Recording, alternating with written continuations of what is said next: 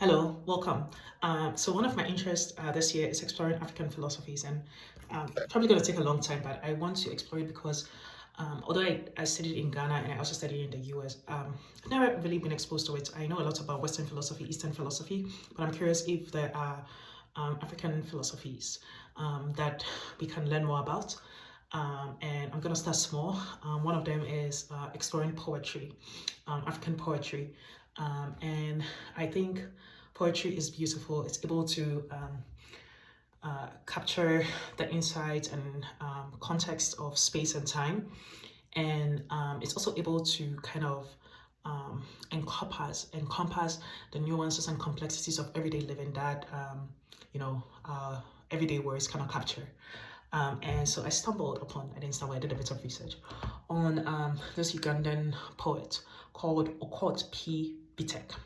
He wrote the poem, The Song of Lawino. So here it goes. The Song of Lawino. My husband read much with a white. He has read everything in depth.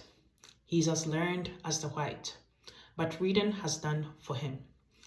It has cut him off his people. He's like a trunk without roots. He runs down everything Akoli. He says that the customs of the blacks are black. His eyes have burst. He wears black glasses.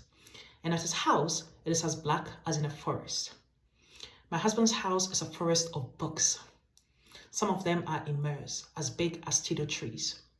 They are old ones whose bark is falling off and which smell strong.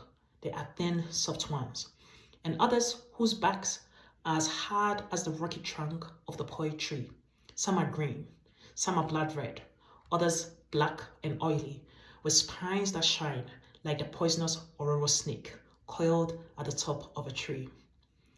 Some have pictures on their backs, dead faces of men and women who look like sorcerers, unshaven, proud, pot-bellied men, or hollow-cheeked, sullen and vengeful looking, pictures of men and women long dead.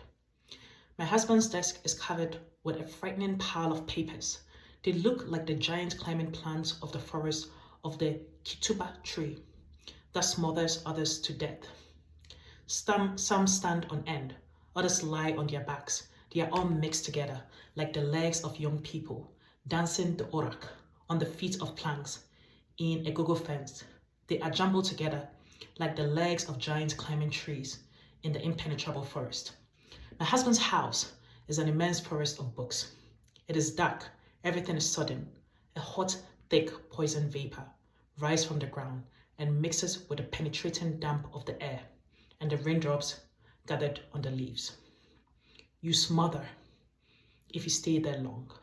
It ruins your nose and your tongue so that you can no longer savor the refreshing odor of sesame oil or the taste of malakwan. Thank you, and thank you to Okot Bitek for the poem, The Song of Lawino.